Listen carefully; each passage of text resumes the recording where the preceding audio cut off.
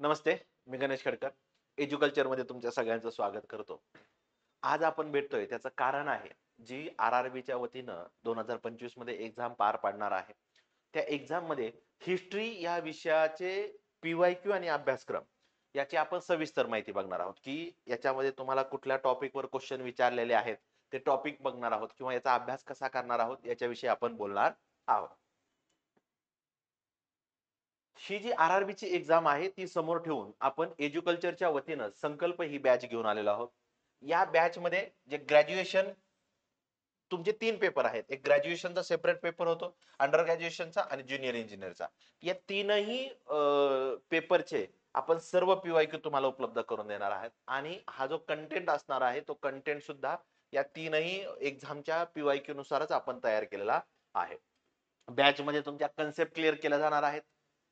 काही पी-वाय-क्यू जे असणार आहेत ते तुमचे, ते पी-वाय-क्यू चे तुम्हाला मराठीमध्ये आपण सर्व प्रोव्हाईड करणारच आहोत आणि ते डिस्कस पण करणार आहोत. प्रिडिक्शन जे आहे, की या टॉपिकवर आतापर्यंत क्वेश्चन आलेत, उद्या कशावर विचारला जाऊ शकतो ते आपण पाहणार आहोत. सर्व पी-वाय-क्यू आपण पहिल्यांदाच मराठीत दिलेले आहेत, जेणेकरून तुम्हाला ते सोपं जावं म्हणून. कन्सेप्ट क्लिअर करण्यावर भर असणार आहे. बेसिक टू ॲडव्हान्स या प्रकारचं गाईडन्स असणार आहे. शिवाय सगळ्यात महत्त्वाचं आठवड्यातून एकदा तुमचे जे काही डाऊट असणार आहेत, ते डाऊट क्लिअर करण्यासाठी आपण भेटणार आहोत, जेणेकरून तुम्हाला या विषयाचा अभ्यास करताना काहीही प्रॉब्लेम येऊ नये. ठीक आहे. यासाठी तुम्हाला काय करायचे, प्ले स्टोअरवर जाऊन आपलं एज्युकल्चर ऍप डाउनलोड करायचे. त्या ठिकाणी आपली ही संकल्प बॅच आहे ती जॉईन करायची. बॅच जॉईन करण्यापूर्वी आपण तुम्हाला जे काही डेमो व्हिडिओ आहेत ते उपलब्ध करून देणार आहोत, जेणेकरून तुम्हाला अंदाज येईल की या बॅच मध्ये कशा प्रकारचं मार्गदर्शन होणार आहे. चल सुरू करूयात. आता आजचा जो विषय आहे हिस्ट्री, या हिस्ट्री विषयामध्ये 4 आपण घटक पाहणार आहोत. एक आहे आर्ट अँड कल्चर, दुसरा प्राचीन इतिहास आपल्याला पाहता येतो, नंतर मध्ययुगीन इतिहास आपल्याला आहे आणि चौथा जो घटक आहे तो आधुनिक भारताचा इतिहास आपल्याला पाहता येतो. हे 4 घटक जे आहेत ते आता आपण डिस्कस करणार आहोत आणि या 4ही घटकावर कुठल्या टॉपिकवर क्वेश्चन विचारले जातात आणि आपण त्याचा अभ्यास कसा करणार आहोत हे बघणार आहोत. सिनेमा संदर्भातले क्वेश्चन आहेत. सिनेमा संदर्भातला जो आहे तो क्वेश्चन तुम्हाला आजचे सिनेमा जे आहेत त्याचेही प्रश्न विचारलेले आहेत आणि मागचे जे सिनेमा आहेत त्याच्यावरही प्रश्न विचारलेले आपल्याला पाहता येतात. स्थापत्य, स्थापत्यामध्ये वेगवेगळ्या प्रकारचे क्वेश्चन आहेत. त्यामध्ये तुम्हाला त्याचे मंदिर शैली विचारलेला आहे किंवा वेगवेगळं जे बांधकाम आहे त्याच्या रचनेविषयीचे प्रश्न विचारलेले आहेत. कोणत्या राजांनी बांधलेलं आहे या संदर्भातले प्रश्न विचारलेले आहेत. तेही आपण डिस्कस करणार आहोत. डान्स, वेगवेगळे डान्स फॉर्म आहेत. त्या डान्स फॉर्म कुठला डान्स प्रकार आहे तो कोणत्या राज्यामधून आहे, त्याचे उपप्रकार काय आहेत या संदर्भात प्रश्न विचारलेला आपल्याला पाहता येतो किंवा त्याच्या संदर्भातले व्यक्ती कोण आहेत ते आपल्याला पाहता येतं. वस्त्रकला पेंट जे वेगवेगळ्या प्रकारचे जे कपडे निर्माण करण्याची पद्धत आहे, तर त्या संदर्भातले प्रश्न विचारलेले आहेत. उदाहरणार्थ चिकनकारी असेल किंवा दक्षिण भारतातलं कांचीचं काही असेल, या संदर्भातले प्रश्न विचारलेले आहेत तेही आपण पाहणार आहोत. चित्रकला पेंटिंग, पेंटिंग संदर्भातले प्रश्न विचारलेले आहेत. अगदी अश्मयुगाच्या कालावधीपासूनच्या ज्या भीमबेटका वगैरे पेंटिंग आहेत ते, अजंठाच्या पेंटिंग असतील ते किंवा आताच्या पेंटिंग आणि त्या संदर्भातले व्यक्ती आहेत. साहित्य, लिटरेचर, लिटरेचर जे आहे तुम्हाला दोन्ही प्रकारचे प्रश्न पाहता येतात. अगदी प्राचीन भारतातलं, मध्ययुगीन भारतातले व्यक्ती आणि त्यांचं ग्रंथ या संदर्भात प्रश्न विचारलेले आहेत आणि रिसेंटचं पण विचारलेलं आहे. वेगवेगळे उत्सव, मग राज्य आणि त्यांचे उत्सव कोणते आहेत, त्या उत्सवात काय प्रकारचं सादरीकरण होतं या संदर्भातले प्रश्न विचारलेले आहेत. संगीत, जे म्युझिक आहे त्या म्युझिकवर, उदाहरणार्थ कर्नाटक म्युझिक असेल तर कर्नाटक म्युझिकचे उपप्रकार असतील, त्याच्या संदर्भातले व्यक्ती असतील, हिंदुस्थानी असेल, वेगवेगळे घराणे आहेत, या संदर्भातले सगळे प्रश्न विचारलेले आपल्याला इथं पाहता येतात.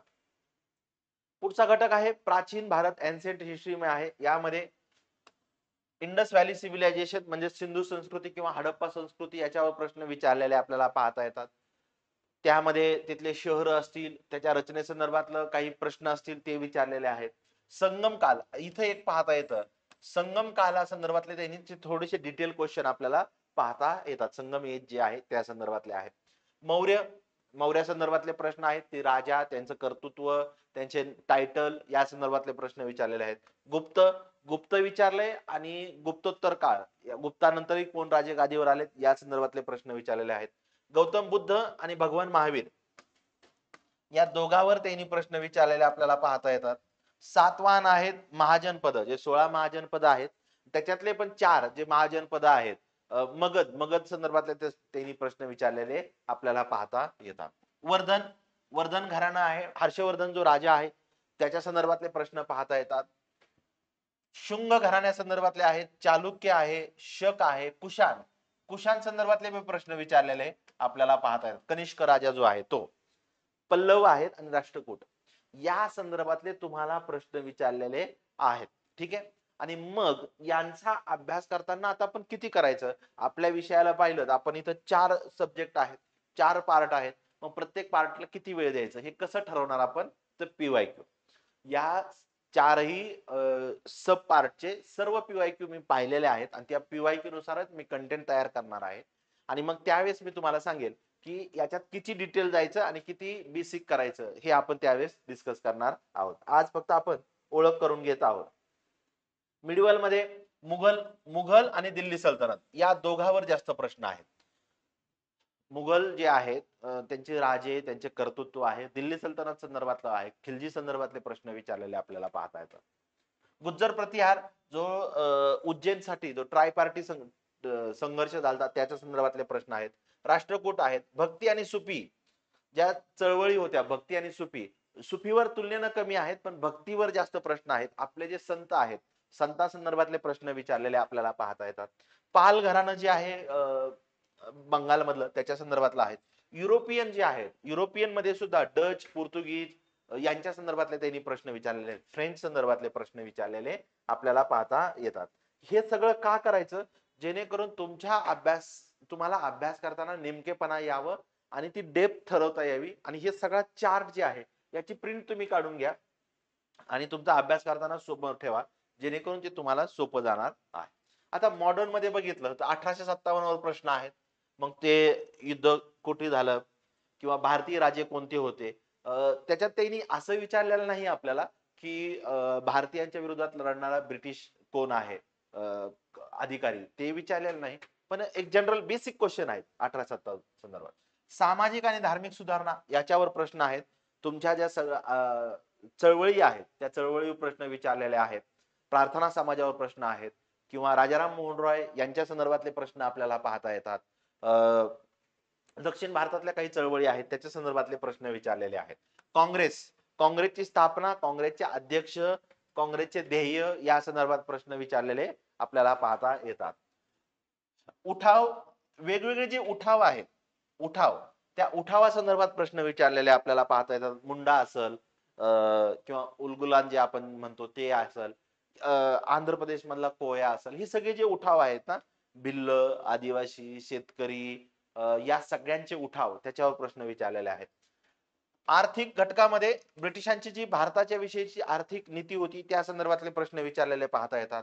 वृत्तपत्र आणि शिक्षण याच्या संदर्भातले प्रश्न विचारलेले आपल्याला पाहता येतात. वृत्तपत्र आणि शिक्षण याच्या संदर्भातले प्रश्न विचारलेले आहेत. त्याच्यात पण वृत्तपत्रावर आणि प्रेसवर फार डिटेल गेलेले नाहीत, बेसिकच आहे, तेवढंच आपण कव्हर करणार आहे. लक्षात ठेवा आपल्याला काय करायचंय, ज्या पद्धतीचे प्रश्न विचारले जातात त्याच पद्धतीचा कंटेंट आपण करणार आहोत आणि उद्या त्याच्या पलीकडे काय विचारला जाऊ शकतो तेही प्रिडिक्शन करणार आहोत. मग ते सगळं कंटेंट नुसार ठरणार आहे. चळवळी विचारलेल्या आहेत. स्वदेशी चळवळ विचारलेली आहे, असहकार चळवळ, सीडीएम आहे, क्विट इंडिया मुवमेंट. क्विट इंडियावर तसे जास्त प्रश्न नाही आहेत पण विचारलेले आहेत. त्यातले असहकार चळवळी संदर्भातले जास्त प्रश्न पाहता येतात. म्हणजे रौलेट सत्याग्रह असणार आहे, खिलाफत चळवळ आहे, या संदर्भातले प्रश्न विचारलेले आपल्याला पाहता येतात.